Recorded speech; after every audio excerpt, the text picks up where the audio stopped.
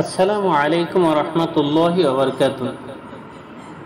মহান আল্লাহ তাআলা পৃথিবীতে নারী এবং পুরুষের সমন্বয়ে পৃথিবীটাকে সুন্দর করেছেন এবং বিবাহ বন্ধনের মাধ্যমে এই সৌন্দর্যটাকে আরও বর্ধিত করেছেন, সুখময় করেছেন, আনন্দময় করেছেন।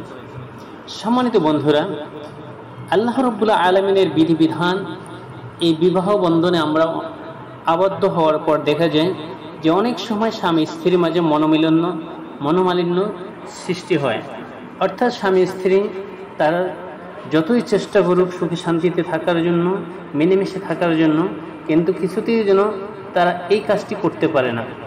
তাই যদি কোনো স্ত্রী লোক বিশেষ করে তার স্বামীর মনকে খুশি করতে চায়, স্বামীকে তার প্রতি ভালোবাসা আকৃষ্ট করতে চায়, তাহলে মহান আল্লাহ তাআলার একটি নাম ইয়া মানিউ, এই পবিত্র নাম মোবারক 21 বার পাঠ করে স্বামীর অদৃশ্যে তার শরীরে যদি ফুঁক দেয়, ইনশাআল্লাহ ওই স্বামী যতই কঠিন হৃদয়ের হোক, যতই শক্ত হৃদয়ের হোক, এই আমলটি করার কারণে তার মনটা নরম হবে এবং তার প্রতি আর কোনো নারাজ থাকবে না।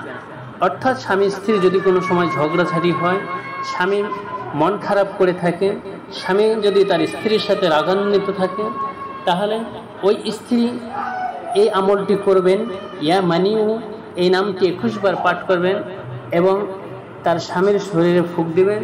ইনশাআল্লাহ তার স্বামী নরম হয়ে যাবে, তার প্রতি আকৃষ্ট হয়ে যাবে ইনশাআল্লাহ। সুতরাং যাদের এই সমস্যা রয়েছে তারা এই আমলটি করতে পারেন। আসসালামু আলাইকুম ওয়া রাহমাতুল্লাহি ওয়া বারাকাতুহু।